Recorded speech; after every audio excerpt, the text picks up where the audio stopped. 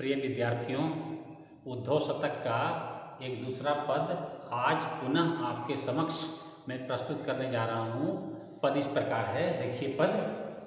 प्रेम name विफल निवारी और अंतर में, ब्रह्म ज्ञान आनंद निधान भरी लयहों हम, कहे रत्नाकर सुधाकर मुखिनी ध्यान, आंसुनी सौ धोई ज्योति जोई जरी लयहों हम, आओ एक बार धारी गोकुल गली की धूरी, तब इन्हीं नीति की प्रतीति धरी लयहों हम, मन सौ करेजे सौ श्रवण सिर आँखिन सौ, उद्धव तिहारी सीख भीख करी लयहों हम।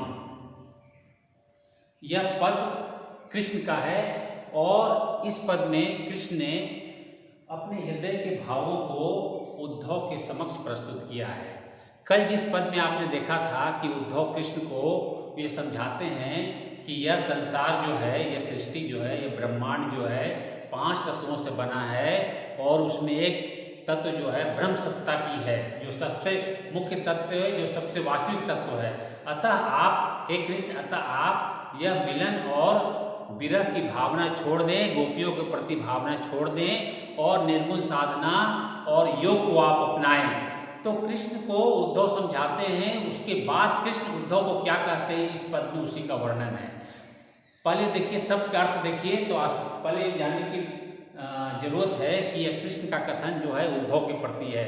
उद्धव के उद्देश्यों को कृष्ण अंगीकार नहीं करते हैं और कहते हैं कि आप जो कह रहे हो मुझे कि निर्गुण ब्रह्म को अपनाओ, योग साधना को अपनाओ, मैं इसे अपनाऊंगा, लेकिन कृष्ण उद्धव के समक्ष यह शर्त रखते हैं कि आपकी सारी बातों को मैं अंगीकार करूंगा।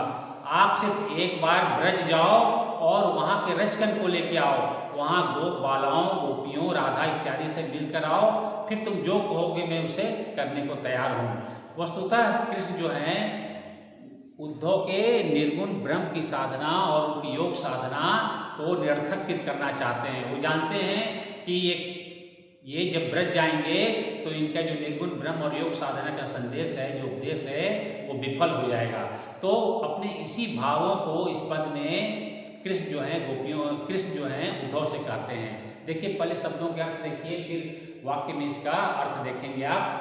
प्रेम नेम यानी प्रेम का नियम, प्रेम का व्रत, विफल यानी निष्फल, निवारी यानी हटाकर, उर यानी हृदय में, अंतर में यानी हृदय के अंतर में, ब्रह्म ज्ञान यानी ब्रह्मा का ज्ञान जो उद्धव उनको उपदेश दे रहे थे ब्रह्म ज्ञान का, आनंद निदान आनंद का भंडार, निधान का अर्थ भंडार, भरी लयों हम भर लेंगे। पहली दोनों पंक्तियां एक दूसरे से जुड़ी हुई हैं। इन दोनों पंक्तियों में कृष्ण उद्धव से कहते हैं कि हे उद्धव, हमारे हृदय में जो प्रेम का गोपियों के प्रति, राधा के प्रति, गोप बालाओं के प्रति जो प्रेम का भाव है, उसे मैं नियम पूर्वक, प्रेम का व्रत को मैं नियम पूर्वक हटाकर, निष्फल करके अपने हृदय में आपके आनंद निधान रूपी ब्रह्म ज्ञान को धारण करूंगा। यानी मैं अपने प्रेम भाव को हटाकर आपके निर्गुण ब्रह्म एवं योग साधना का जो संदेश है, जो उपदेश है, जो शिक्षा है, जो सीख है, मैं उसे अपने हृदय के भीतर धारण कर लूंगा। कहे रत्नाकर, रत्नाकर जी कहते हैं, कवि रत्नाकर जी कहते हैं कि कृष्ण उद्धव को कहते हैं आगे, सुधाकर मुखिनी ध्यान। सुधाकर कल भी बताया था आपको, सुधाकर यानी चांदनी के समान, चंद्रमा के समान सुख देने वाली गोपियों का ध्यान विस्मृत करके आंसुओं से धो, उनके ध्यान को, उनकी स्मृति को, गोपियों की याद को मैं आंसुओं से धोकर ज्योति जोई जरी ले हूं, अपने हृदय में आपके निर्गुण ब्रह्म की ज्योति धारण करूंगा, या मैं अपने हृदय में निर्गुण ब्रह्म का ज्योति को जलाकर अपने को समर्पित कर दूंगा।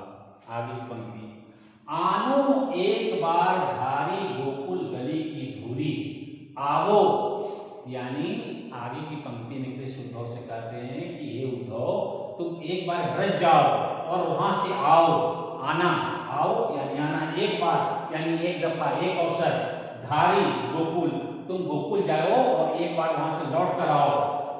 गोकुल गली की धुरी, और वहां गोकुल में जाओ और वहां के रचकन को लेकर मेरे पास आओ। यानी इस पंक्ति में कृष्ण यह कहते हैं कि हे उद्धव, तुम आप गोकुल जाएं और वहां का रचकन लेकर आएं, वहां गोपियों गोबालाओं से आप मिलकर आएं। फिर मैं आप जो सीख दे रहे हो, जो शिक्षा दे रहे हो, जो संदेश दे रहे हो, मुझे जो उपदेश दे रहे हो, मैं उसे हृदय से धारण कर लूँगा, मैं उसे अंगीकार कर लूँगा। लेकिन मेरी यह शर्त है कि आप एक बार गोकुल जाएं और ब्रज के रचकन को लेकर आएं। आगे की पंक्ति देखिए, तब यही नीति की प्रतीति धरी लय हूँ। तब आप वहां से जब ब्रज से लौट कर आएंगे तो आपके उपदेशों को, आपकी नीति की बातों को, आपकी शिक्षा को मैं विश्वास करके धारण कर लूंगा, अंगीकार कर लूंगा। मन, फिर आगे की पंक्ति में कहते हैं कृष्ण की मन से, हे उद्धव, मैं अपने मन से कलेजे सो, अपने कलेजे से, श्रवण यानी कानों से, सिर यानी सिर, आंखनी से, आंखों से, उद्धव तिहारी सीख, हे उद्धव आपकी सीख को मैं उसी प्रकार अंगीकार कर लूंगा, उसी प्रकार स्वीकार कर लूंगा जिस प्रकार भिक्षुक जो है, भिक्षुक को जो भीख मिलता है वह सहज स्वीकार कर लेता है। भीख करी लयों हम, जिस प्रकार भिक्षुक को कोई भी भिक्षा दी जाती है तो वह सहज स्वीकार कर लेता है, उसी प्रकार हे उद्धव मैं आपके उपदेशों को, आपकी भावनाओं को, आपकी सीख को, आपकी शिक्षा को मैं स्वीकार कर लूँगा और गोपियों को भुला दूंगा, उनकी स्मृतियों को मैं आंसुओं से धो डालूंगा और आपके निर्गुण ब्रह्म की ज्योति में स्वयं को जला डालूंगा। बिल्कुल अर्थ स्पष्ट हो गया होगा। अब पंक्तियों में पुनः देखिए इस पूरे पद का अर्थ। कृष्ण कहते हैं उद्धव से कि हे उद्धव, प्रेम रूपी नियम को या प्रेम व्रत को मैं अपने हृदय से हटाकर उसे विफल करके अपने हृदय में आपके निर्गुण ब्रह्म एवं योग साधना के उद्देश्यों को धारण कर लूंगा। आपके आनंद निधान रूपी ब्रह्म ज्ञान को मैं अपने हृदय में भर लूंगा।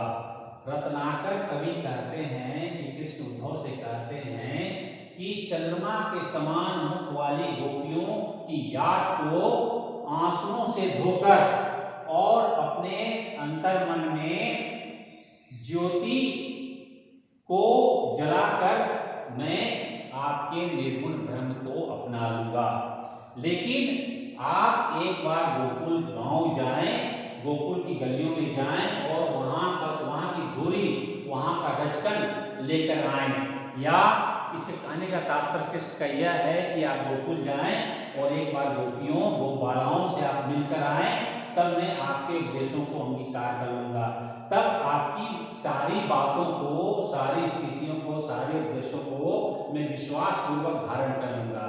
हे उद्धव, मैं मन से, कलेजे से, कानों से, सिर से, आंखों से आपकी सारी बातों को उसी प्रकार स्वीकार कर लूंगा जिस प्रकार भिक्षुक जो है भिक्षा को सोल्लास पूर्वक अपना लेता है। तो इस पूरे पद में कृष्ण का कथन उद्धव के प्रति है। क्या कथन है? वस्तुतः कृष्ण जो है उद्धव के निर्गुण ब्रह्म एवं योग साधना को खंडित करना चाहते हैं। वो जानते हैं कि ये ब्रज में जाएंगे तो इनकी सारी की सारी बातें जो हैं निरर्थक साबित होंगी। वो अपने माध्यम से कुछ नहीं कहते हैं, वो कहते हैं कि तुम जाओ एक बार उद्धव, जाओ हे उद्धव, एक बार आप गोकुल गांव जाएं, फिर वहां से लौट कर आप आएं, फिर मैं आपकी सारी बातों को मानने के लिए मैं अपने मन को मैं बना लूंगा और आपकी सारी बातों को मैं स्वीकार कर लूंगा। तो इसमें विशेष के अंतर्गत पहला वाक्य लिखना है कि यह कथन कृष्ण का है, दूसरा लिखना है यह कथन कृष्ण का उद्धव के प्रति है, तीसरा लिखना है इस पद में या इस कविता में कृष्ण ने उद्धव के निर्गुण ब्रह्म एवं योग साधना को खंडित करना चाहा है गोकुल गांव भेजकर। और इस पूरे पद में कृष्ण जो है वो अपने हृदय में पीड़ा को, गोपियों की, राधा की, गोपालाओं की विरह की पीड़ा को आत्मसात किए हुए उद्धव के संदेश को एक प्रकार से परास्त करना चाहते हैं गोकुल में भेजकर। और भाषा की दृष्टि से यह पद जो है ब्रज भाषा का उत्तम उदाहरण है। इसमें देखिए एक मुहावरे का भी प्रयोग हुआ है, सिर आंखनी सौ। और जैसा कि आप जानते हैं अलंकार की दृष्टि से इसमें अनुप्रास अलंकार है और इनके पूरे उद्धव शतक में श्लेष और अनुप्रास अलंकार की छटा विद्यमान है। यह पद जो है कवित्व का एक सुंदर उदाहरण है। उद्धव शतक में अधिकांश जो पद हैं वो कवित्व यानी मनहरण छंद के हैं। तो मैं समझता हूँ ये पद आपको आसानी से समझ में आ गया होगा। पुनः अगले दिन अगला पद देखेंगे। धन्यवाद।